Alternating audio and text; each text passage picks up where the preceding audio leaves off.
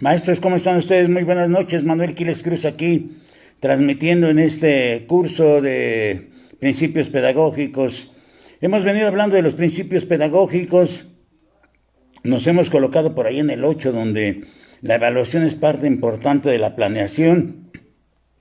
Y he venido comentando algunas cuestiones que tienen que ver con la propia evaluación, en el sentido de que es una parte importante de la planeación.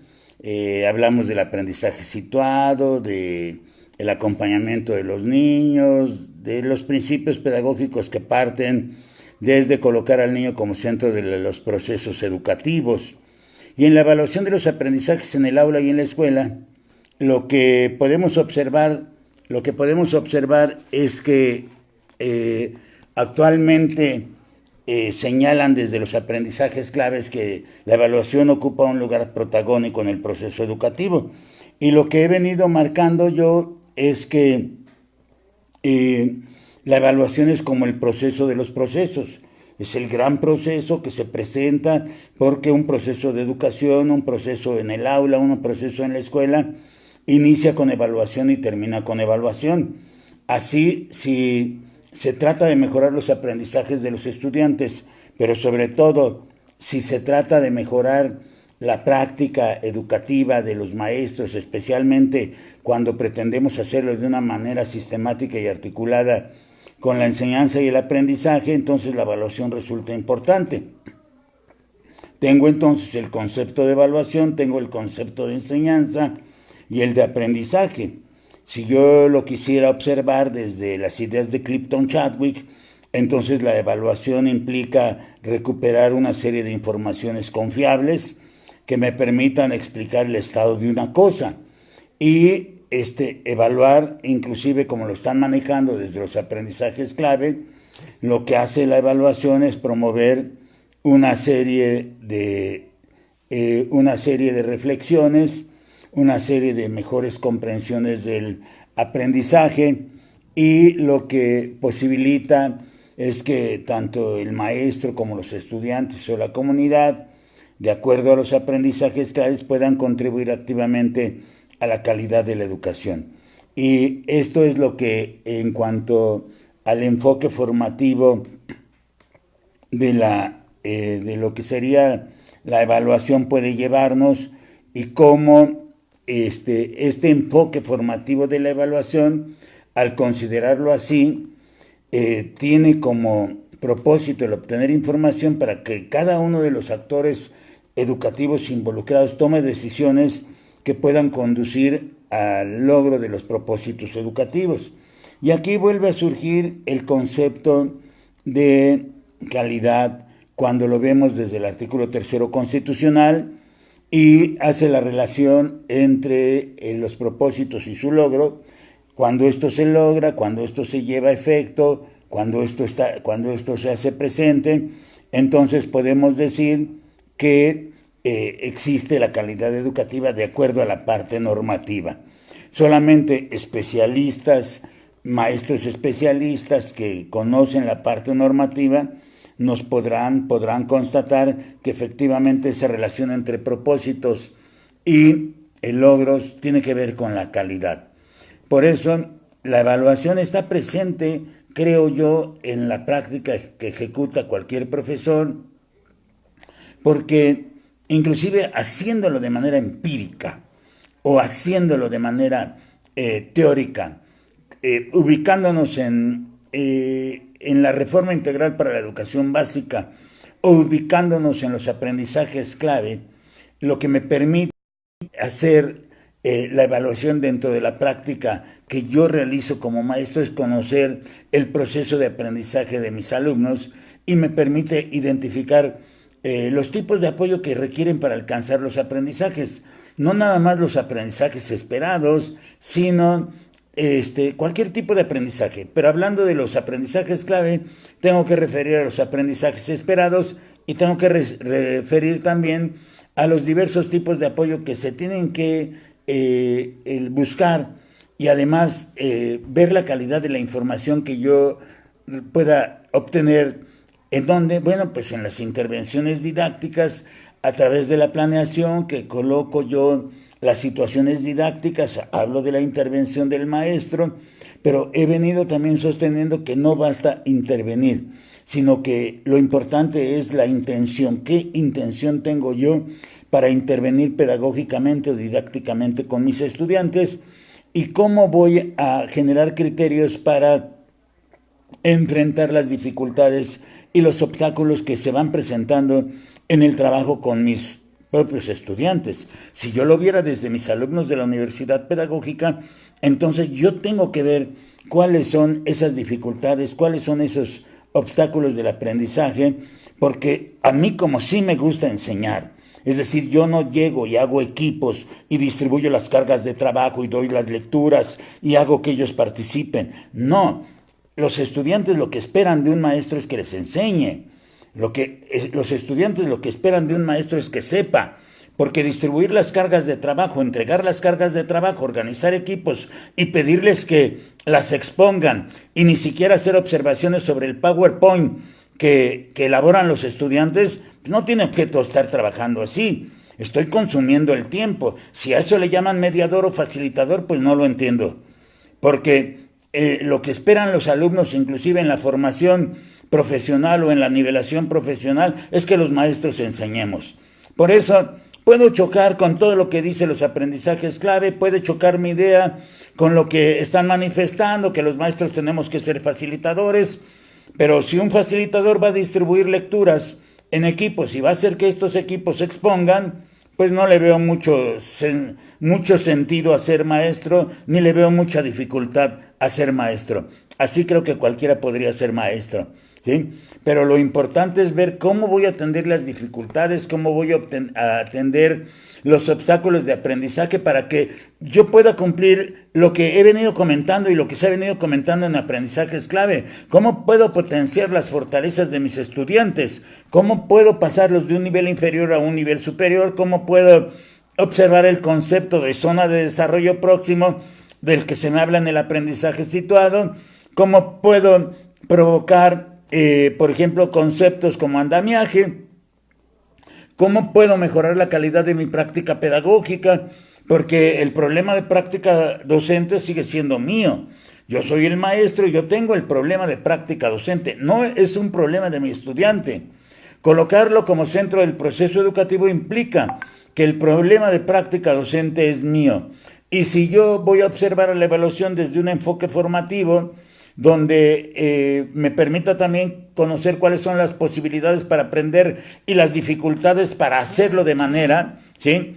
De manera más adecuada, entonces tengo que observar cuáles son esos resultados de las evaluaciones. Pero por lo que he leído en aprendizajes clave, no nada más hay un aprendizaje formativo de la evaluación, es decir, el enfoque formativo de la evaluación. Este tendría que llevarme por el camino de las cualidades.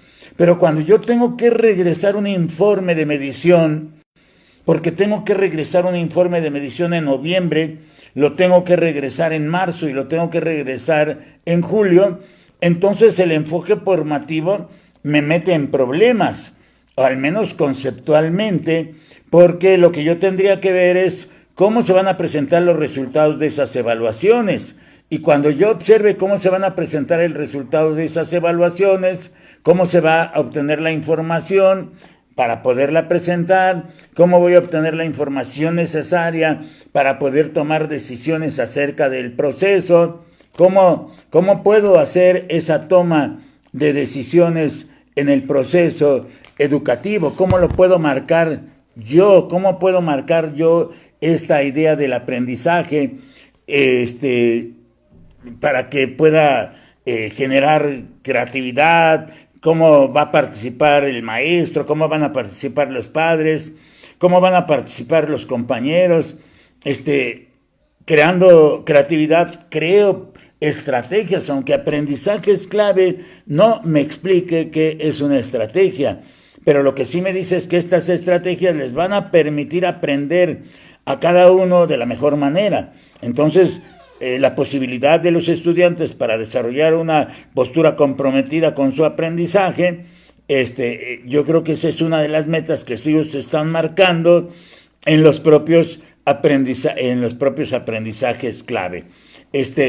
No usan la palabra retroalimentación, ellos están utilizando la palabra realimentación, que reciben como parte del proceso, ¿sí? Y que además no nada más como parte del proceso cognitivo, sino dentro de las actividades de metacognición, que va a ser una de las situaciones positivas que se podrán ver, como los resultados propios de la evaluación interna del aprendizaje, y cómo van a actuar las autoridades educativas cuando obtengan la información acerca de los avances que se han implementado a partir del currículum y en la formación de los estudiantes, y cómo se va a actuar al contar con esa información, cómo se van a poder crear las medidas o tomar medidas para fortalecer los avances que puedan subsanar las dificultades, o cómo voy a solicitar apoyos externos.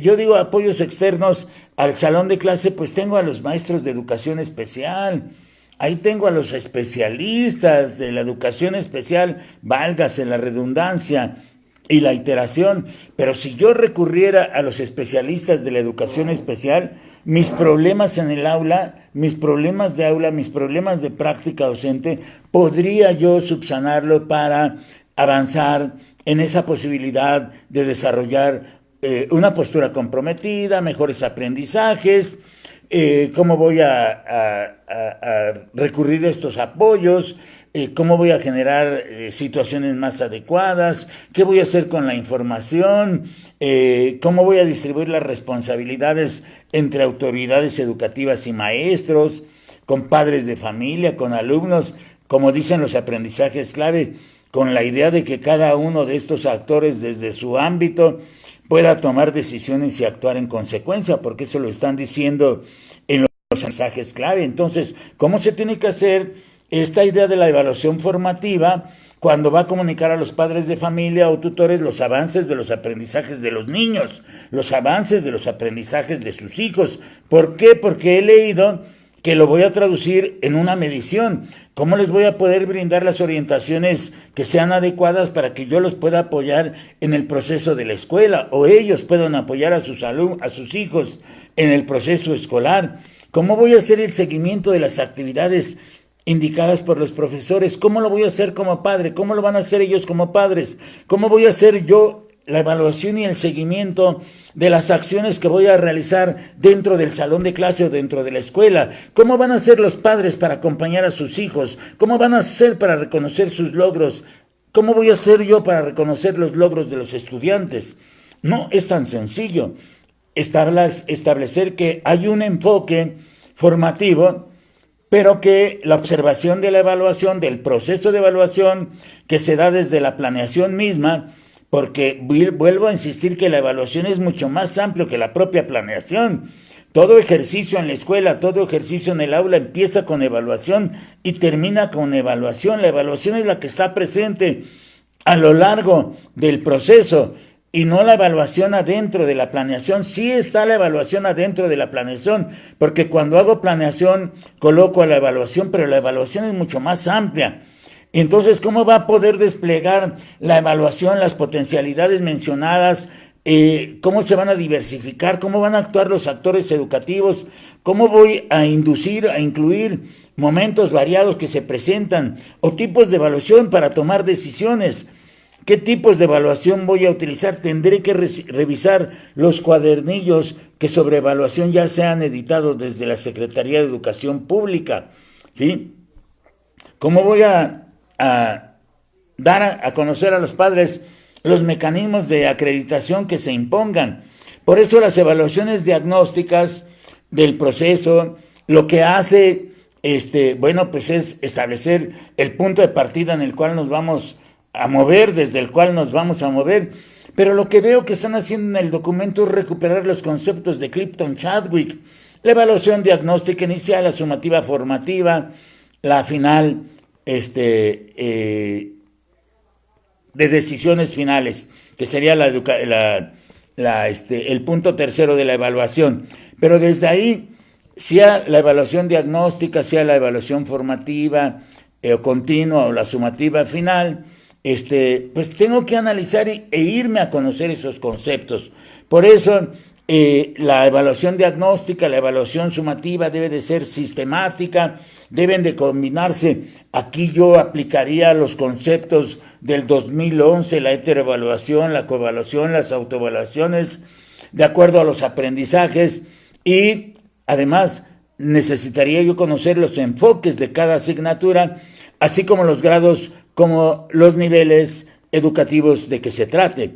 Tengo que trabajar mucho, tengo que conocer mucho. Yo por eso como maestro, pues soy el primero que tengo que conocer, porque a mí me interesa poder hablar bien de procesos de evaluación en el aula, porque aunque yo no esté ahorita atendiendo a un grupo de educación básica, no estoy en preescolar, no estoy en primaria, no estoy en secundaria, pero lo que sí sé es que necesito elaborar una serie de estrategias y de instrumentos de evaluación variados, porque yo, que soy producto del conductismo, elaboraba muchísimos instrumentos.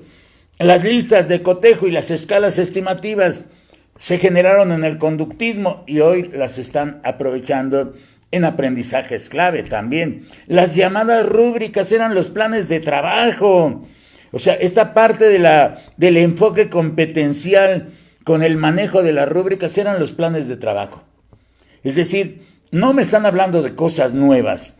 Han hecho un sumativo de muchas cosas en los aprendizajes clave, y este sumativo ellos lo tratan de organizar de otra manera. Por eso, cuando me hablan de obtener evidencias de diversa índole o de conocer con mayor precisión los aprendizajes y necesidades de los estudiantes, por otro lado, de lo que me están hablando es de que el proceso de evaluación sea justo. Y pues todo esto ya se ha dicho en evaluación. Lo que sucede es que hacen este sumativo, le empiezan a dar otra organización, lo colocan. Para los maestros que son novatos dirán que son cosas muy novedosas, pero para los que ya traemos la legua recorrida no nos parece nada novedoso. Está bien armado, algunas cosas están bien armados. ¿Cómo considero los aprendizajes para evaluar partiendo de que no existe un documento que los valore, un instrumento que los valore, y que también pueda yo evaluar conocimientos, habilidades, actitudes y valores? Pues me voy a Cambridge en la mitad del siglo pasado, y ahí encuentro con Cambridge una serie de ideas también sobre el desarrollo de habilidades. ¿Cómo voy a generar una estrategia o el instrumento que debe adaptarse al objeto de aprendizaje con el fin de obtener información sobre los procesos alcanzados por mis estudiantes? ¿Cómo lo voy a hacer? Pues tengo que generar los instrumentos.